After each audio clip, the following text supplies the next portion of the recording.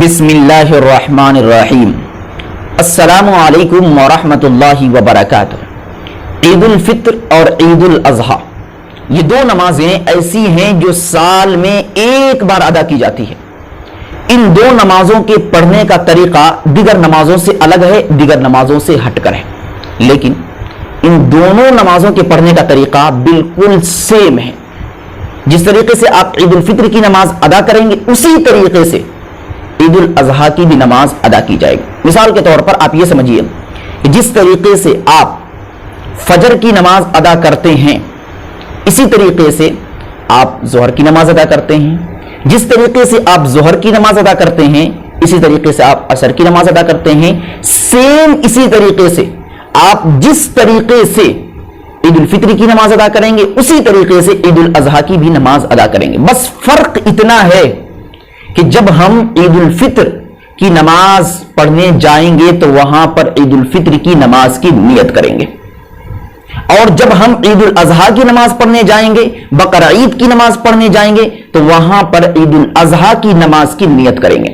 بس نیت کا فرق ہے، لیکن ان دونوں نمازوں کے پڑھنے کا طریقہ بالکل سیم ہے۔ اب ان دو نمازوں کے تعلق سے چند بنیادی مسائل میں بتاؤں گا جن مسائل کا جاننا ہمارے لیے بہت ضروری ہے کہ ہم ان دو نمازوں کو کس طریقے سے پڑھیں، کس انداز میں پڑھیں۔ اس تعلق سے سب سے پہلی چیز یہ ہے کہ ہم جانیں کہ ان دو نمازوں کو ہم کس وقت پڑھیں، یعنی عید الفطر اور عید الاضحیٰ کی نماز پڑھنے کا صحیح وقت کیا ہے۔ اس کے متعلق علماء کرام اور فقہاء اعظام کا یہ کہنا ہے کہ عید الفطر اور عید الاضحیٰ کی نماز کا وقت اشراق سے شروع ہو جاتا ہے۔ سورج طلوع ہوا اس کے 20 منٹ کے بعد سے ان دو نمازوں کا وقت شروع ہو جاتا ہے، اور زوال تک ان دو نمازوں کو پڑھ سکتے ہیں، یعنی اشراق سے لے کر زوال تک ان دو نمازوں کے پڑھنے کا وقت ہے۔ اس کے تعلق سے ایک بنیادی مسئلہ آپ کو سمجھنا ضروری ہے، وہ یہ کہ عید الفطر کی نماز ادا کرنے کا یہ صحیح وقت ہے، عید الاضحیٰ کی نماز ادا کرنے کا یہ صحیح وقت ہے، لیکن عید الفطر کی نماز ادا کرنے کا مستحب وقت یہ ہے کہ آپ نماز تاخیر کر کے ادا کریں، یعنی اشراق کے وقت سے وقت شروع ہو جاتا ہے، لیکن آپ عید الفطر کی نماز ادا کرنے میں جلدی نہ کریں بلکہ کچھ تاخیر سے عید الفطر کی نماز ادا کریں۔ یہ مستحب وقت ہے، اور اس کی علت اور وجہ یہ ہے کہ جو لوگ اب تک صدقۃ الفطر ادا نہیں کیے ہیں وہ صدقۃ الفطر ادا کر کے نماز میں شریک ہو سکیں۔ اور عید الاضحیٰ کی نماز کا مستحب وقت یہ ہے کہ عید الاضحیٰ کی نماز ادا کرنے میں عجلت کی جائے، جلدی کی جائے، جلد ادا کر لینا عید الاضحیٰ کی نماز میں مستحب ہے۔ اشراق کا وقت جو شروع ہوا آپ عید الاضحیٰ کی نماز ادا کر لیں، یہ مستحب وقت ہے، یہ صحیح طریقہ ہے۔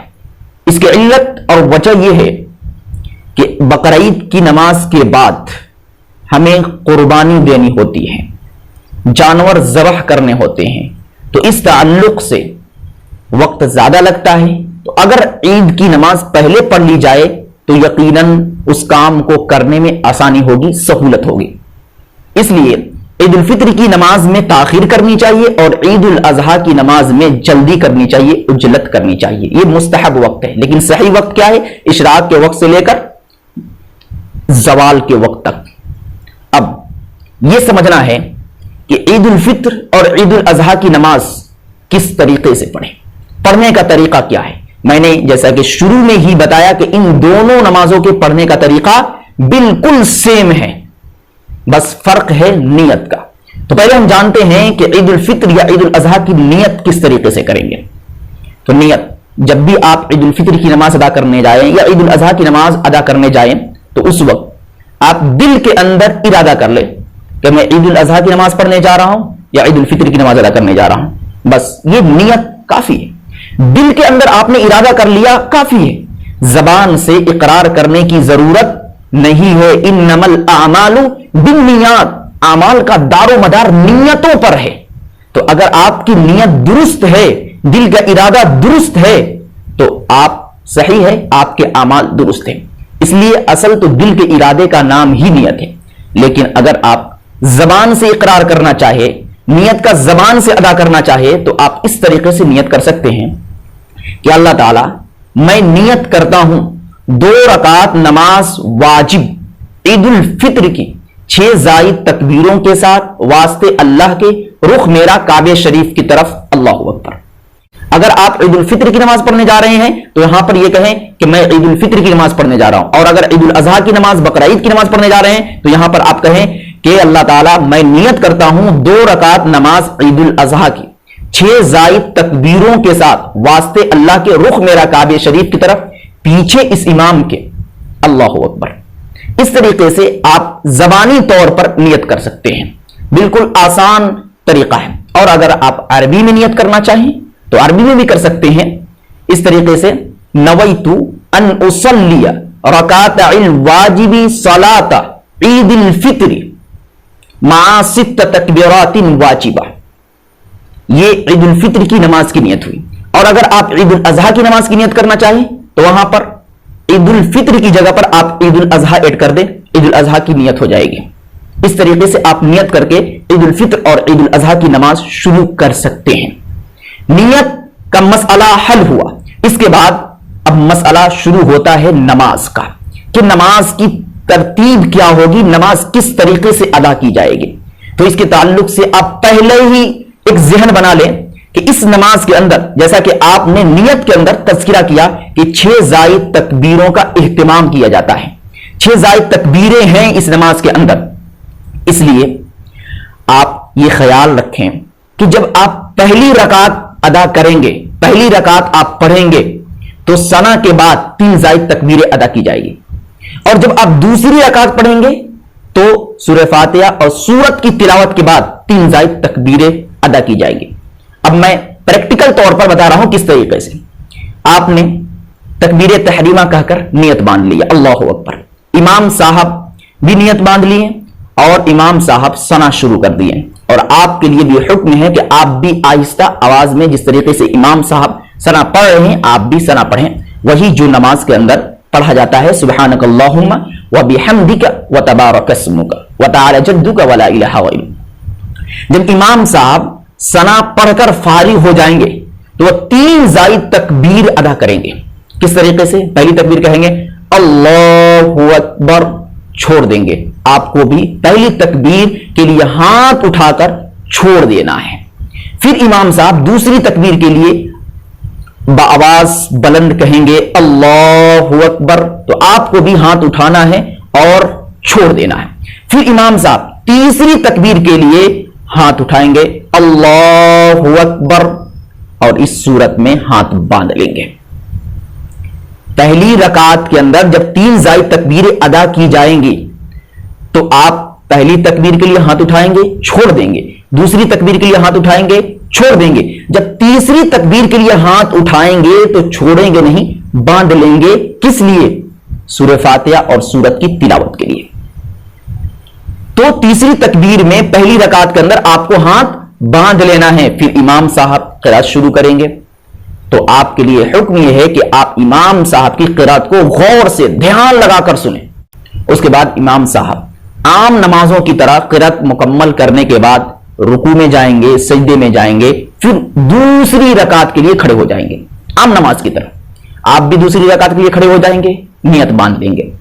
امام صاحب عام نماز کی طرح اس نماز میں بھی سورہ فاتحہ کی تلاوت کریں گے اور کسی سورت کی تلاوت کریں گے۔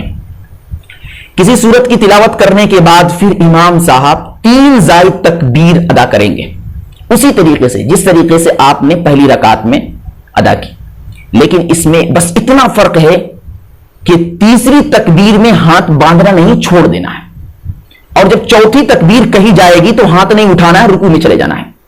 اس کو یوں سمجھیے کہ یہاں پر 4 تکبیریں کہی جائیں گی لیکن 3 زائد تکبیریں ہوں گی اور 1 تکبیر رکوع میں جانے کے لیے کہی جائے گی۔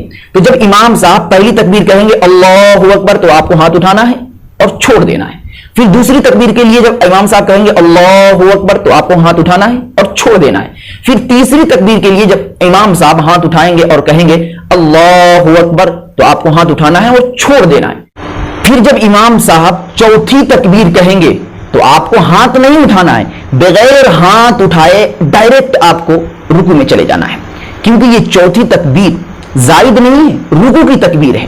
تو رکوع میں جانے کے لیے امام صاحب چوتھی تکبیر کہیں گے تو آپ کو چوتھی تکبیر سنتے ہی آہستہ آواز میں اللہ اکبر کہتے ہوئے ڈائریکٹ رکوع میں چلے جانا ہے۔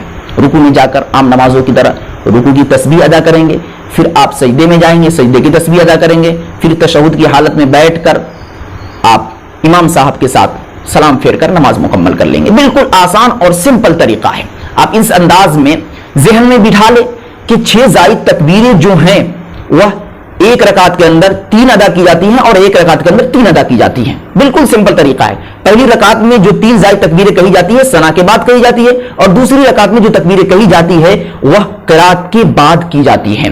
تو یہ بات آپ ذہن میں رکھیں، بالکل آسان طریقہ ہے۔ عید الاضحیٰ کا بھی یہی طریقہ ہے اور عید الفطر کا بھی یہی طریقہ ہے، بس نیت کا فرق ہے۔